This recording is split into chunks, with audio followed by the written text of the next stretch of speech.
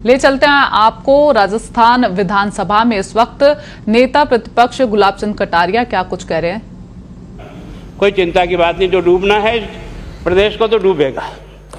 मतलब 10 वर्ष में चाहे मेरा सरकार रही हो चाहे आपकी रही हो, किसी मैं स्वयं शिक्षा मंत्री हूँ, अपराधी होऊंगा, कोई चिंता की बात नहीं।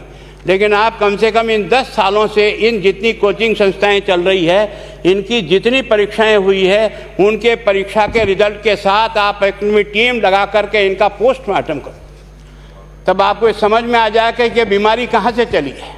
ये बीमारी इन व्यवसायियों के थ्रू चली है। मैं और आप पेपर आउट करेंगे, पेपर लाऊंगा, 5 लाख दे दूंगा, 8 लाख दे दूंगा, मैं क्या 2 करोड़ 5 करोड़ 8 करोड़ दे सकता हूँ क्या भैया? ये सारे के सारे जो पैसे देने वाले बड़े बड़े दिग्गज लोग हैं, जो कोई 10 करोड़ में पेपर ले जाता है, कोई 3 करोड़ में ले जाता है, कोई 2 करोड़ में ले जाता है, फिर अपने कोचिंग संस्थान में रिजल्ट लाता है, उसके बाद बड़े बड़े पोस्टर बाहर लगाता है, मेरा 100% सिलेक्शन। ये है बीमारी की जड़। अगर मार करना चाहते हो तो यहाँ करो, तब तो जा कर के इसको कोई रोक सकोगे। बाकी से केवल मन को संतुष्ट करने का काम करो तो ये राजस्थान के उस गरीब बच्चे के साथ न्याय नहीं होगा, जो बड़ी मुश्किल से पढ़ता है, अपने घर में बूढ़े माँ बाप को भूखे मार के पढ़ता है और उसके बाद परीक्षा के लिए जाता है, रोता हुआ घर लौटता है। क्या दुख नहीं होता है? हम लोगों के मन में कोई रहम नहीं है कि आखिर उस बच्चे का क्या होगा जो अपनी बड़ी पीड़ा के साथ पढ़ रहा है। इन सारे पैसे वाले लोगों के पास में आपने सारी सरकारी नौकरियों को भेज दिया। मैं बहुत कड़वा सच बोल रहा हूँ। आज जो पिछले 8 साल में नौकरी में लगे ना, उन सब का भी पोस्टमार्टम कराओ, आपको लगेगा आधा फर्जी मामला निकलेगा। कोई है नहीं, कोई सोचने वाला है इस पर कि आखिर उसके दर्द को कौन जानेगा, है ना। जिस प्रकार से हमने परीक्षा के माध्यम से इन पैसे वाले लोगों को उतार करके सारे के सारे उन गरीबों की आशाओं के ऊपर पानी फेर दिया। रात और दिन पढ़ता है, भूखा प्यासा पढ़ता है, घर बेच करके पढ़ता है, खेत बेच करके पढ़ता है, लेकिन जब उसका सिलेक्शन नहीं होता तो जहर खा के मरता है। कोई इस पीड़ा को समझने के लिए तैयार नहीं है। और हम इस कानून को ला करके दुनिया को बताना चाह रहे हैं कि हमने इतना बड़ा कानून कर दिया, इस कानून से कुछ भी नहीं होगा। मैं आज आपको कह रहा हूँ, ये जो आपने नए प्रावधान जोड़े हैं, मैं सोचता हूँ कि मुझे कुछ बोलने की इच्छा नहीं, मुझे बहुत दुख है इस बात का।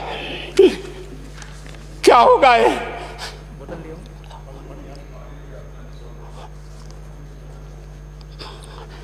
किस तरह की गैंग पालनी है हमने? पानी पिला दो, है ना। मैं उस दिन भी पूछा था कि मैंने कहा ये शिक्षा संकुल पे है, जिन लोगों को ड्यूटी पे लगाया, इसको लगाने वाला दोषी कौन है, जिसके कारण से पेपर जो है ना काट करके निकाल दिया।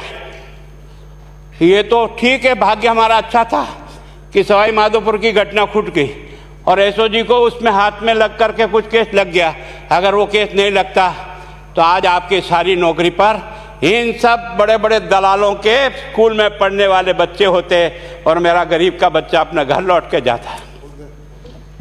क्या दुर्भाग्य है। और इस कारण से केवल इसके लिए खुश मत हो जाओ कि हमने कानून बहुत सख्त बना दिया इसलिए अपराधी रुक जाएगा। नहीं, सिस्टम को बदलना होगा, ये परीक्षा का सिस्टम चेंज करना होगा। मैं सोचता हूँ कि क्या हम इतने अक्लमंद बैठे हैं, क्या इस व्यवस्था को चेंज नहीं कर सकते? क्या एक ही पेपर हर राजस्थान में 20 लाख बच्चों को दिया जाए? क्या इसका कोई ऑल्टरनेट नहीं हो सकता? इसका ऑल्टरनेट सोचना चाहिए कि हम परीक्षा को टुकड़े टुकड़ों में कैसे कर सकते हैं। जिले के अनुसार पेपर नहीं, एक नहीं हम 25 पेपर बना सकते हैं।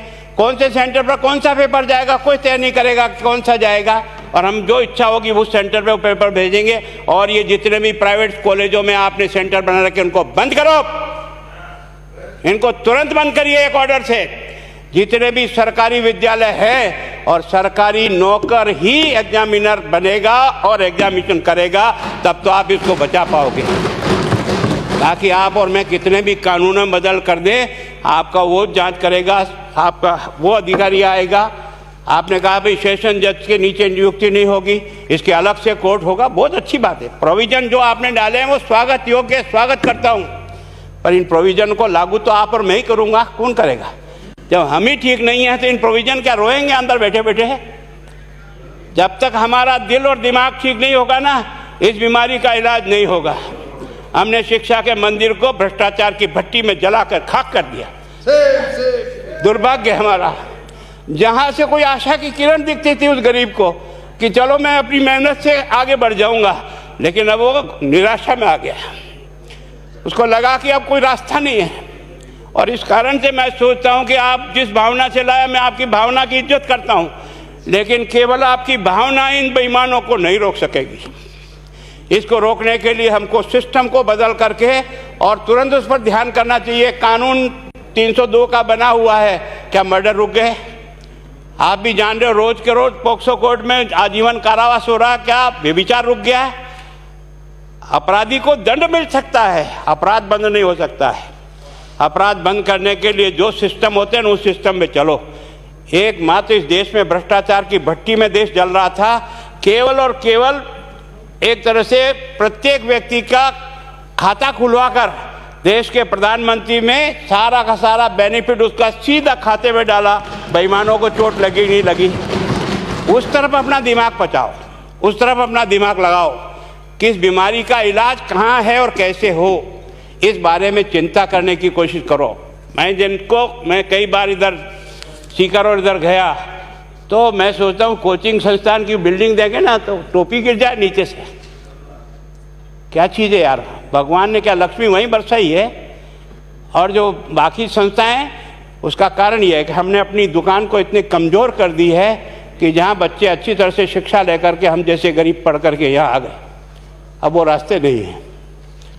और इस कारण से मेरी बहुत विनम्र प्रार्थना है, इस बीमारी का इलाज चाहिए बच्चे को, कानून से नहीं होगा, कानून के अलावा होगा, और उसमें आप करें। धन्यवाद। Thank you. माननीय मंत्री महोदय।